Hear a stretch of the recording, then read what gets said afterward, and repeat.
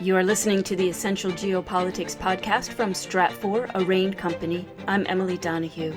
With the arrival of and accelerated distribution of COVID-19 vaccines to many industrialized countries, nations and businesses have begun thinking about the possibility of actually emerging from the pandemic, following more than a year of isolation, industrial, medical, and economic fallout, and massive debt accrual. But vaccines are tricky. Many countries have no vaccine supply at all, and those with the vaccine getting back to business as the workforce gets vaccinated raises different concerns. One is how to accurately track who has actually received a vaccine.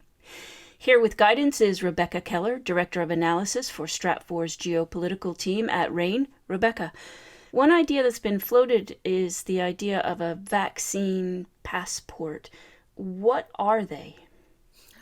So the idea of a vaccine passport has gained a lot of traction in the mainstream media in recent weeks, and it's actually not a new idea for seasoned world travelers. The yellow card, a sort of a paper certificate of certain vaccinations for travel, is a common, a familiar requirement.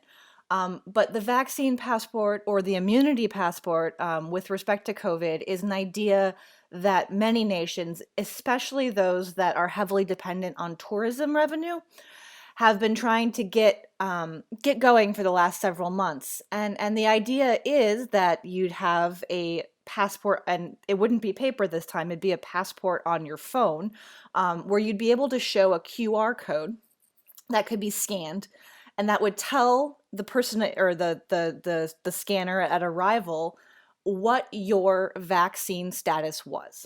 And it doesn't necessarily have to be vaccine status. There's sort of a range of ideas floating around here about what this could be, whether it's a vaccine passport, very, rigidly just the vaccine, or whether it's an immunity passport, whether that QR code could contain the information about most recent COVID test, if it could contain the information if you have natural immunity and you've been infected before, that kind of thing.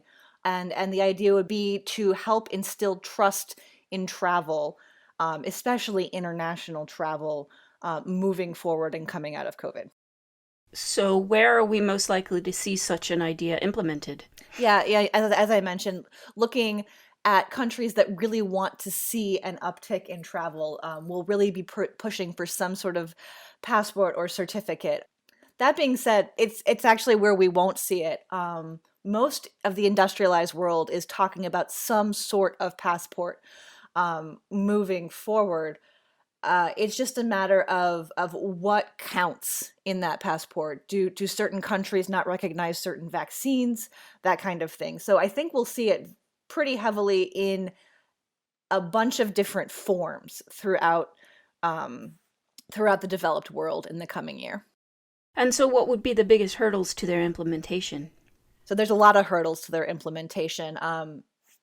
Most of the proposals right now are for a digital passport, which immediately raises the concern about data privacy, especially in Europe and parts of the US. Health information is an incredibly private information, and if you're storing this all on a phone or on other digital device, that becomes a data privacy issue in the cyber realm.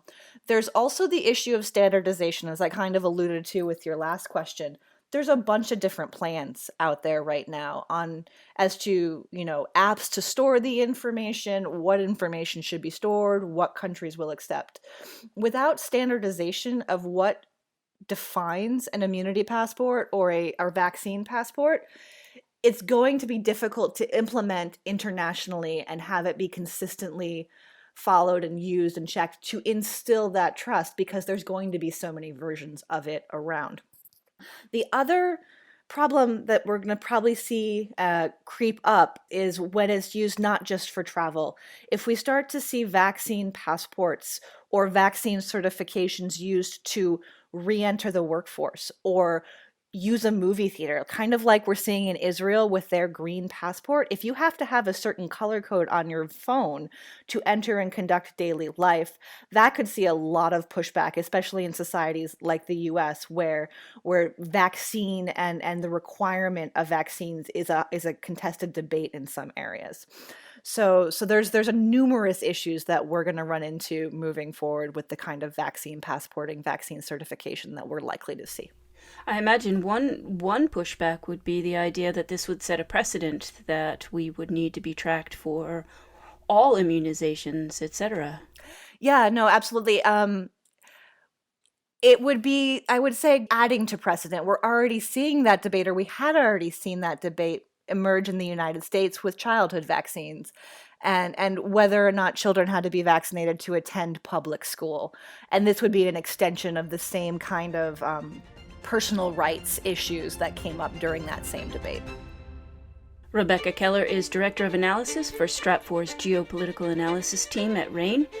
You can stay up to date on all of the latest geopolitical events and analysis with Stratfor Worldview. Sign up for our free newsletter today at worldview.stratfor.com.